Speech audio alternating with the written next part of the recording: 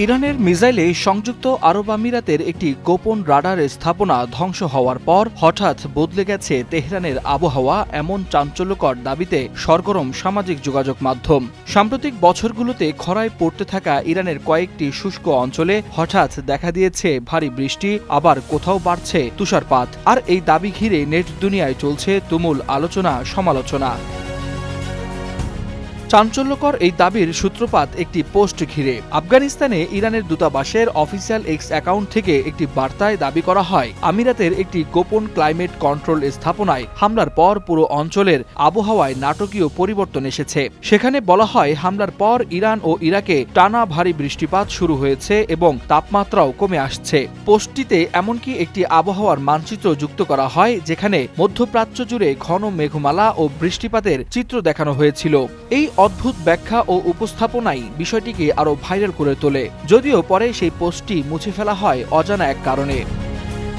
এদিকে কিছু অনির্ভরযোগ্য সূত্র দাবি করছে, এই হামলা ছিল শুধু সামরিক নয়, বরং ক্লাইমেট ব্লো, অর্থাৎ নিয়ন্ত্রিত জলবায়ুর উপর সরাসরি আঘাত। অভিযোগ অনুযায়ী আমিরাতের ওই স্থাপনা নাকি মেঘ সরিয়ে নেয়া, কৃত্রিম খরা তৈরি করা এবং পানির সংকট সৃষ্টি করার মতো বিতর্কিত কাজের সঙ্গে জড়িত ছিল, এমন অভিযোগ তোলা হয় আরব আমিরাতের বিরুদ্ধে।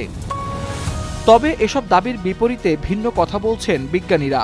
আবহাওয়াবিদদের মতে, একটি রাডার বা ক্লাউড সিডিং স্থাপনা ধ্বংস করে পুরো অঞ্চলের আবহাওয়া বদলে ফেলা সম্ভব নয়। তারা বলছেন, আবহাওয়ার পরিবর্তন নির্ভর করে বিশাল বায়ুমণ্ডলীয় প্রক্রিয়ার উপর, যেমন জেড স্ট্রিম, বায়ুচাপের তারতম্য কিংবা এল নিনো লানিনার মতো বৈশ্বিক জলবায়ু চক্রের উপর। বিশেষজ্ঞদের ভাষায় ক্লাউড সিডিং প্রযুক্তি থাকলেও তা খুব সীমিত পরিসরে কাজ করে। এটি কখনোই কয়েকটি দেশের উপর দীর্ঘমেয়াদী বৃষ্টি বা তাপমাত্রার বড় পরিবর্তন ঘটাতে পারে না।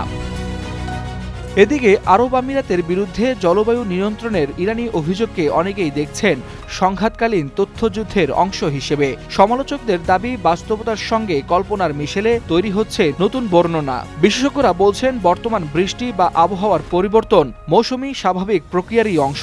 এর সঙ্গে কোনো হামলা বা গোপন প্রযুক্তির সরাসরি কোনো সম্পর্ক নেই। তবে এই বিতর্কিত ও চাঞ্চল্যকর দাবি নতুন এক প্রশ্ন ছুড়ে দিচ্ছে আন্তর্জাতিক মহলে। ভবিষ্যতে কি জলবায়ু ও আবহাওয়া হয়ে উঠছে রাজনৈতিক অস্ত্র, নাকি এসব কেবলই গুজব আর তথ্যযুদ্ধের নতুন কৌশল?